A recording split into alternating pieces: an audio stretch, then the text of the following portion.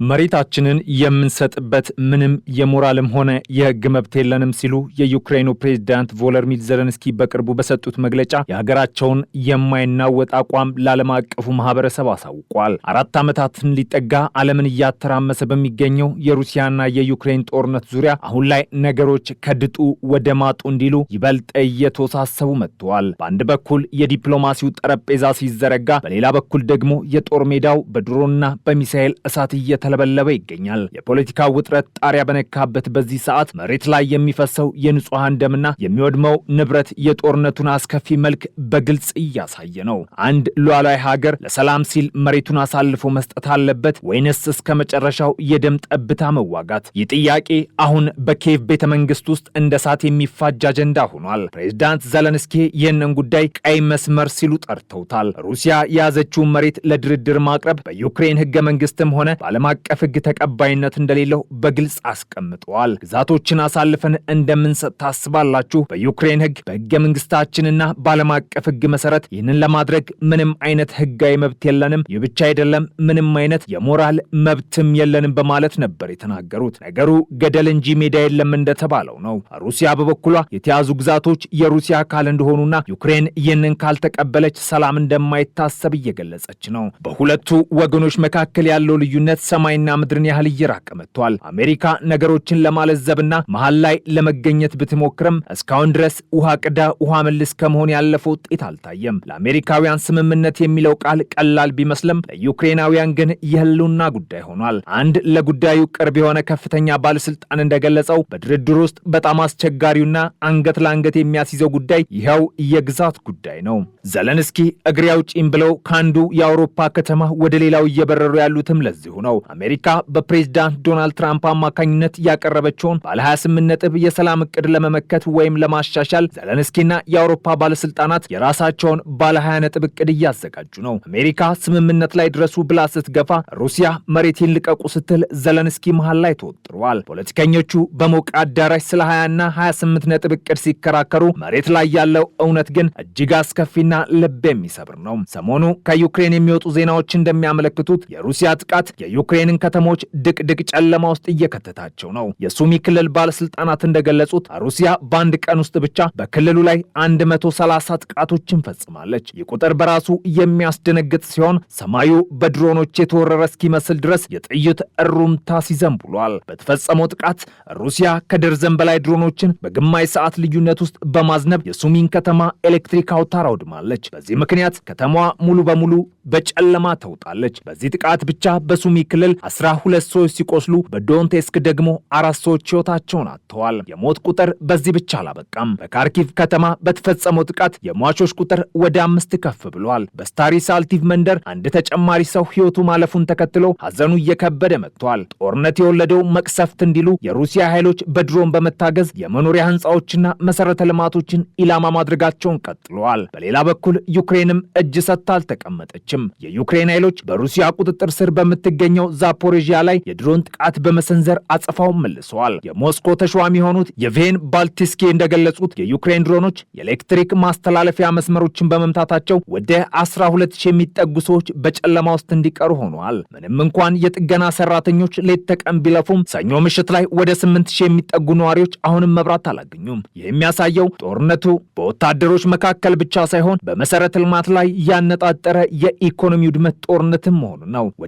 ወደ ጦር ሜዳው ስንመለስም የሩሲያ ጦር እንደ ጎርፍ እየገፋ መሆኑን የሚያሳዩ መረጃዎች እየወጡ ነው። የሚገርመው ነገር ይህንን የሩሲያ ግስጋሴ ያረጋገጠው የራሱ የዩክሬን ወታደራዊ እንቅስቃሴ ተቆጣጣሪ ሆነው ዲፕ ስቴት የተሰኘው ድረገጽ ነው። እንደ ዲፕ ስቴት ዘገባ ከሆነ የሩሲያ ወታደሮች በዶንቴስክ ክልል በተለይም በፖክሮቭስክ ከተማ አቅራቢያ አደገኛና ስትራቴጂካዊ ቦታዎች እየተቆጣጠሩ ነው። ሊሲቭካ፣ ሱኪያር፣ ናቲቭካ፣ ሪህ የተባሉ ቦታዎችን አሁንም በሩሲያ ቁጥጥር ስር ውለዋል። በተጨማሪም በሲቨርስክና በሚርኖህራድ ከተሞች ውስጥ የሩሲያ ጦር ወደፊት እየገፋ ነው። አፍ ሲያመልጥ እግር ሲሸሽ አይታወቅም እንደሚባለው ዩክሬን በዲፕሎማሲው መድረክ መሬት አልሰጥም እያለች ብትከራከርም መሬት ላይ ያለው እውነታ ግን ከቁጥጥር ውጭ እየሆነ የመጣ ይመስላል። የሩሲያ መከላከያ ሚኒስቴር በበኩሉ ይህንን ግስጋሴ በማጠናከር በዛፖሬዥያ ክልል እንዲሁም በዶንቴስክ የሚገኘውን ቼርቮኔ የተባሉ መንደሮችን ሙሉ በሙሉ መቆጣጠሩን ለታስ የዜና ወኪል ገልጿል። ጦርነቱ ወደ ሩሲያ ግዛትም እየተዛመተ ነው። ሩሲያ በዩክሬን ላይ የምታደርሰውን ጥቃት ስታጠናክር ስትጠነክር የራሷም ከተሞችና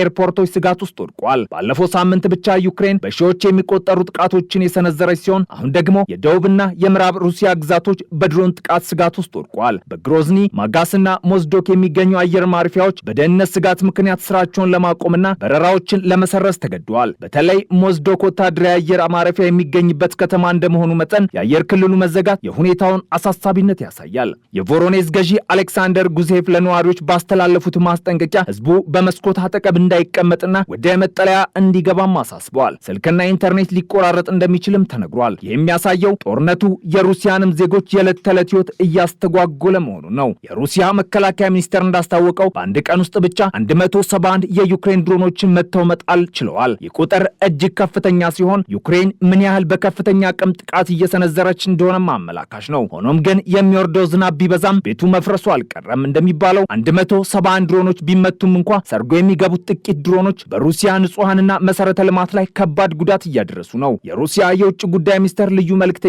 ሮዲዮን ሚርሾኒክ እንደገለጹት የዩክሬን ኃይሎች በድሮን በመታገዝ ሆን ብለው የመኖሪያ ህንፃዎችና የህዝብ መጓጓዣዎችን ኢላማ እያደረጉ ነው ብለዋል። በምዕራባውያን በኩል ደግሞ ነገሩ የወደቀ ግንድ ምሳር ይበዛበታል እንዳይሆን ሰግተዋል። የእንግሊዙ ጠቅላይ ሚኒስተር ኪር ስታርመር የሩሲያን አረመኔያዊ ጦርነት ለማስቆም አሁን ያለንበት ጊዜ ወሳኝ ምዕራፍ ነው ብለዋል። አውሮፓውያን አጋሮች ዩክሬንን ለመደገፍ በፑቲን ላይ ኢኮኖሚያዊ ጫና ለመፍጠር ስምምነት ላይ ደርሰዋል። ነገር ግን ዋናው ጥያቄ የድጋፍ በሜዳ ላይ ያለውን እውነታ መቀየር ይችላሉ የሚለው ነው። ፕሬዚዳንት ዘለንስኪ በለንደን በብራስልስና በሮም እያደረጉት ያለው የዲፕሎማሲ ሩጫ አውሮፓውያን ከጎናቸው እንዲቆሙ ለማድረግ ነው። በተለይ አሜሪካ በፕሬዚዳንት ትራምፕ መሪነት ወደ ኋላ እያለች ባለበት ወቅት የአውሮፓ ድጋፍ ለዩክሬን እንደ ኦክሲጅን አስፈላጊ ሆኗል። የዚህ ሁሉ ጉዳይ ትልቅ የፖለቲካ እንደምታ ደግሞ የሚለካው በዋሽንግተንና በሞስኮ ግንኙነት ነው። ክሬምሊን ከአሜሪካ ዋይት ሃውስ እየወጣ ያለውን አዲስ የብሔራዊ ደህንነት ስትራቴጂ በበጎ ዓይን እየተመለከተው ነው። ለምን ቢሉ ምክንያቱም አዲሱ የአሜሪካ ስትራቴጂ ከሩሲያ ፍላጎት ጋር የሚጣጣም ሆኖ ተገኝቷል። የአዲሱ የአሜሪካ ሰነድ የአውሮፓ መሪዎችን የሚተች የኔቶን መስፋፋት የሚጠራጠርና በአውሮፓ ውስጥ ያሉ የቀኝ ክንፍ ፓርቲዎችን የሚደግፍ ነው። ከሁሉም በላይ ደግሞ ከሩሲያ ጋር የተሻለና የተረጋጋ ግንኙነት ለመፍጠር የሚፈልግ ነው። የክሬምሊን ቃል አቀባይ ዲሜትሪ ፔስኮቭ በደስታ ስሜት ሲናገሩም የምናያቸው ማስተካከያዎች በብዙ መልኩ ከኛ ራዕይ ጋር ይገጣጠማሉ ብለዋል። በተለይም ኔቶን እንደ ዘላለማዊ እየሰፋ የሚሄድ ወታደራዊ ጥምረት አድርጎ የመመልከቱ አመለካከት በአሜሪካ ስትራቴጂ ውስጥ መቀየሩ ለሩሲያ ትልቅ ድል ነው ብለዋል። ይህ ማለት አሜሪካ ከዚህ በኋላ የኔቶን መስፋፋት ልትገታ ትችላለች ማለት ነው። በአጠቃላይ ሁኔታውን ስንመለከተው ጦርነቱ በሁለት ግንባር እየተካሄደ ነው። አንደኛው በጠመንጃና በድሮን የሚካሄደው የሞት ሽረት ትግል ሲሆን፣ ሁለተኛው ደግሞ በዲፕሎማሲና በስትራቴጂ የሚደረገው የፖለቲካ ትግል ነው። ዘለንስኪ በሕግና በሞራል ስም መሬት አልሰጥም ብለው ምለዋል። ሩሲያ ግን በወታደራዊ ጡንቻዋ መሬት ላይ እውነታዎችን እየፈጠረች መንደሮችን እየዋጠች ነው። የሱሚና የዶንቴስክ ነዋሪዎች በጨለማና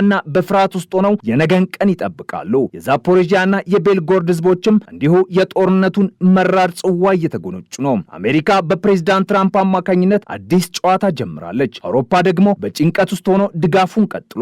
ይህ ጦርነት በድርድር ይቋጫል ወይንስ በበለጠ ደም መፋሰስ ይቀጥላል የሚለው ጥያቄ የጊዜ ጉዳይ ነው። የዓለም መሪዎች ውሳኔ በሚሊዮኖች ለሚቆጠሩ ሰዎች የሞትና የሽረት ጉዳይ እንደሆነ ቀጥሏል። የሰላም ተስፋው እንደ ጠዋት ጤዛ እየተንጠፈጠፈ፣ የጦርነቱ ነበልባል ግን አሁንም እንደቀጠለ ነው።